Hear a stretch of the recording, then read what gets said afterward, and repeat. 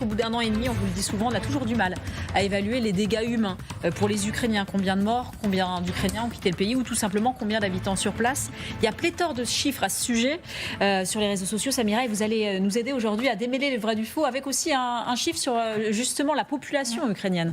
Oui, alors le dernier chiffre qui circule sur Telegram en ce moment, c'est 23 millions d'habitants. Donc il y aurait plus que 23 millions d'habitants en Ukraine contre 41 millions en 2021 avant la guerre. C'est quand même 2 fois moins. Et ça, c'est l'ancien Premier ministre ukrainien qui le dit, Mykola Azarov. Il lance l'info le 2 octobre sur sa chaîne Telegram. Depuis, elle est reprise sur tous les réseaux sociaux par des pro-russes, par des comptes qui diffusent des contenus complotistes qui n'ont rien à voir d'ailleurs parfois avec la guerre en Ukraine. Et je l'ai même retrouvé chez d'anciens gilets jaunes français sur Facebook. Donc vraiment, ce chiffre, il a fait le tour des réseaux sociaux. Alors d'abord un mot quand même sur la source, sur Mykola Azarov, celui qui lance la rumeur, l'ancien Premier ministre de Yanukovych, tous les deux proches du Kremlin. Il faut quand même recontextualiser les informations. En exil à Moscou aujourd'hui. Mais Azarov, ça ne l'empêche pas de garder un œil sur ce qui se passe en Ukraine et sur Zelensky. C'est sa cible clairement sur les réseaux sociaux. Les infos qu'il donne d'ailleurs ne sont pas toujours fiables. J'ai même retrouvé des fake news qu'on avait nous-mêmes vérifiées dans la cellule des vérificateurs. Alors sur les chiffres de la démographie ukrainienne, voilà la preuve, vous allez la voir, la preuve selon lui que le pays a sacrifié la moitié de sa population dans cette guerre. Un document signé par le service officiel des migrations et on voit bien le chiffre de 23 millions. Mais alors quel crédit accorder à ce document? J'ai cherché à l'authentifier en interrogeant le service en question, l'ambassade et plusieurs officiels ukrainiens. La réponse que j'ai obtenue, c'est que ce registre n'a tout simplement rien à voir avec le recensement de la population ukrainienne. En fait, il a été créé en 2013. Le but, c'était d'accompagner le développement des passeports biométriques en Ukraine. Il fallait se mettre aux normes européennes. Et le 23 millions cité dans le document, il correspond tout simplement au nombre de personnes qui ont des passeports ou des cartes d'identité biométriques. Donc, encore une fois, rien à voir avec le recensement. Quel crédit peut-on apporter à ce personnage? Comment un ancien Premier ministre, quand même, peut sortir une ineptie pareille? Alors, il ne s'est pas trompé, clairement, cette réforme elle a des passeports, elle a quand même été mise en place précisément sous Azarov, quand il était en poste. J'ai posé la question à Volodymyr Pozelski, il est enseignant ukrainien à l'INALCO, et selon lui, Azarov était parfaitement au courant. C'est un exemple classique de manipulation. Donc en fait, il a tout simplement repris un document authentique qui n'a rien à voir pour le détourner et faire croire que l'Ukraine avait sacrifié la moitié de sa population. Mais alors les chiffres officiels ukrainiens, ils disent quoi, Samira? Alors là, c'est pas si simple. Parce que déjà, le problème, c'est qu'il n'y a pas eu de recensement officiel depuis l'indépendance. Le dernier recensement, s'il y en a eu un en 2001, c'est le seul d'ailleurs. Ce qui fait qu'il y a plusieurs sources aujourd'hui, nationales et internationales. Et c'est encore plus compliqué en temps de guerre, comme vous pouvez vous en douter. Par exemple, certains chiffres ne prennent pas en compte tous les territoires annexés comme la Crimée. Les régions sont sous contrôle russe et les chiffres sont sous contrôle eux aussi. L'autre problème, c'est aussi les 6,2 millions de réfugiés ukrainiens enregistrés par l'ONU partout dans le monde. Bon, une fois qu'on a dit ça, qu'on a bien ces réserves en tête, il y a quand même un chiffre qui est souvent repris, c'est celui de l'Institut ukrainien de la démographie, c'est le plus officiel qu'on ait finalement. Ils estiment qu'au 1er janvier 2023, la population de l'Ukraine est entre 28 et 34 millions d'habitants à l'intérieur des frontières, je précise. Donc ce qui veut dire que même en prenant la fourchette la plus basse, on ne peut pas dire que l'Ukraine a perdu la moitié de sa population.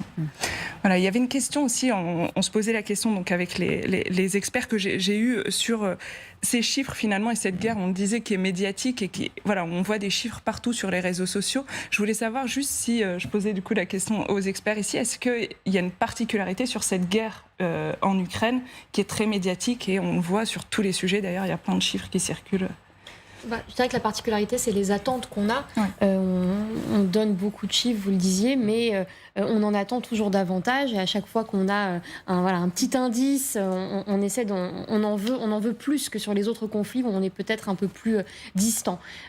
Pour ce qui concerne les chiffres en tant que tels et la difficulté d'aller les chercher en temps de guerre, c'est d'autant plus compliqué lorsqu'on ne connaît pas l'état de départ avant même le début du conflit, si on n'a pas un recensement très précis. Le dernier, plus de 20 ans. Voilà, c'est d'autant plus difficile pour les observateurs ensuite de faire des chiffres précis. Par contre, effectivement, il y a le Haut Commissariat pour les réfugiés de l'ONU qui donne un chiffre. L'Union européenne aussi a un chiffre assez de 4 millions à peu près de réfugiés ukrainiens qui sont répartis dans les pays européens, notamment à l'est de l'Europe. Et puis, il y a tous les morts, les personnes qui sont mortes au front ou dans le cadre des bombardements. Alors, c'est un chiffre que pour l'instant, les Ukrainiens ne peuvent pas communiqué, ou en tout cas pas Les Russes non plus, dans sa globalité, bien sûr, parce que vraiment les chiffres secrets de c'est stratégique, donc on comprend bien que pendant le déroulement de la guerre, ce soit des chiffres qui restent secrets. Puis Samira, c'est pas à vous qu'on va apprendre, on fait dire ce que l'on veut aux chiffres aussi. Ouais. C'est pour ça que c'est précieux le chiffre. Ouais, c'est même une arme de guerre. C'est une arme. C'est une arme de guerre. On l'a vu, nous, en essayant de faire des bilans sur les victimes des deux côtés. D'ailleurs, c'était assez compliqué à chiffrer. Et surtout, cette question, finalement, de la démographie ukrainienne, elle n'est pas liée qu'à la guerre. Il y a aussi d'autres facteurs. Et d'après les démographes ukrainiens, il faut aussi prendre en compte, par exemple, le taux de fécondité. Le taux de natalité en Ukraine, il a atteint un niveau historiquement bas, du jamais vu depuis l'indépendance en 1991. Ça, c'est ce que dit cette enquête du Wall Street Journal. Déjà, avant la guerre, l'Ukraine affichait l'un des taux les plus faibles d'Europe, 1,2 enfants par femme. Aujourd'hui, il serait même passé en dessous de la barre de 1 enfant par femme. Les raisons, on les connaît, crise économique à répétition. Il y a l'émigration forcément féminine. Du coup, il y a quand même, dans ceux qui sont partis, on parlait des réfugiés tout à l'heure, beaucoup de femmes et d'enfants. Et puis les couples séparés, l'incertitude avec les guerres à répétition depuis 2014. Les démographes, ils s'inquiètent là-dessus. Et ceux que j'ai eu au téléphone me disaient bientôt, il y aura peut-être plus de retraités finalement que de travailleurs en Ukraine. Des chiffres, ouais. Encore, toujours. Des chiffres utilisés, notamment par les Russes. Ouais. On est dans la propagande, de toute façon, c'est clair. Ils se servent de tout. Comment ils font ? Ils se servent, en fait, le but, si vous voulez, c'est d'exagérer les pertes humaines, de démoraliser les troupes, forcément, de faire passer le message à la population qu'il faut arrêter cette guerre. Finalement, ce qu'on dit derrière, c'est il y a trop de morts, vous avez fait trop de sacrifices, trop de réfugiés partout dans le monde. Mais ce que les Russes ne disent pas aussi, c'est que si les gens fuient, c'est précisément à cause de leurs bombardements sur les infrastructures civiles, la situation économique catastrophique, etc. Donc on met la pression, mais on nie la cause. Et ça, c'est ce qu'on appelle la propagande. Cette propagande, elle court beaucoup dans cette guerre. Alors, c'est aussi peut-être parce qu'on la touche de près. Il n'y a que des conflits, on en a connu, c'est souvent dans les livres d'histoire, mais là, on la vit, cette guerre. Donc, on a deux pays, leurs alliés, les satellites, et chacun y va. C'est vraiment une guerre dans la guerre, et on a appris à vivre avec. Oui, c'est clair qu'il y a en fait, il y a de plus en plus de... Depuis le début de la guerre, il y a eu des influenceurs, en fait, il y a eu des personnalités qui se sont exprimées dans plusieurs médias dans le pays européen et qui ont fait en sorte de passer des messages pour influencer l'opinion publique et donc en Europe et dans les pays qui soutiennent l'Ukraine.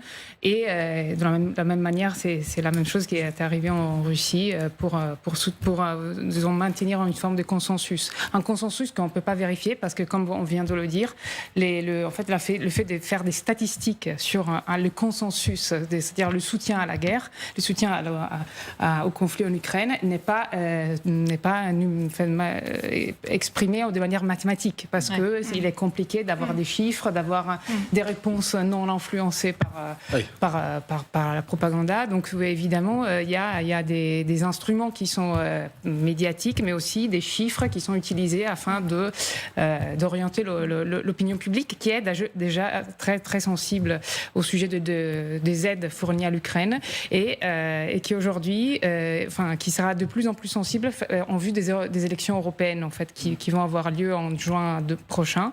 Et donc évidemment, par exemple, une remarque que vous faisiez tout à l'heure quand Giorgia Meloni, hier dans une interview, dit elle reprend d'ailleurs les termes de Poutine, il va falloir prendre en compte les opinions publiques. Alors, est-ce que justement, dans ce que vous traquez, vous, à longueur de temps, c'est-à-dire ces chiffres, ce qu'on leur fait dire, cette manipulation parfois, est-ce que ça peut devenir dangereux par rapport aux opinions publiques? Par rapport au cas italien, ça a été évident que depuis le début de la guerre, il y a eu une forme un mouvement très très suivi de anti-guerre qui n'était pas pacifiste, en fait, où l'opinion publique était fortement pour le non-envoi des armes en Ukraine à des fins pacifistes.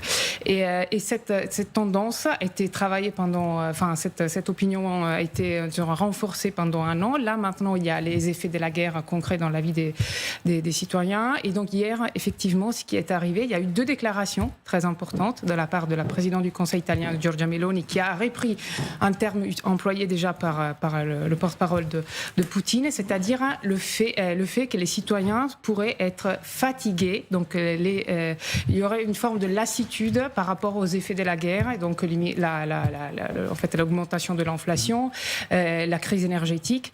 Et donc, elle a repris ces mots pour essayer de dire qu'il fallait comprendre l'opinion publique vis-à-vis du conflit des effets du conflit ukrainien, après les déclarations du ministre de la Défense, Crosetto, qui avait affirmé que nous avons déjà fait beaucoup pour l'Ukraine, et concernant le 8e paquet d'aide à l'Ukraine qui va devoir être établi bientôt, on ne sera pas en mesure probablement d'assurer toutes les aides qu'on a assurées jusqu'à présent. Le mot de la fin, c'est bien. Je voulais juste préciser en fait que l'impact des chiffres, il dépend aussi de quelle est la cible de la propagande, parce que du coup on parle des pays étrangers, l'Italie, etc. Nous on a quand même accès à une information variée, mais quand elle est ciblée sur la population russe qui n'a pas accès à d'autres sources d'informations ou pas beaucoup, là pour le coup elle peut être vraiment redoutable et efficace. Et la crise démographique est une des plus sévères qui ait jamais connue l'Ukraine, c'est ce que disait Olena Zelenska, qui vraiment dit ça c'est notre problème numéro 1. Merci infiniment à tous les 5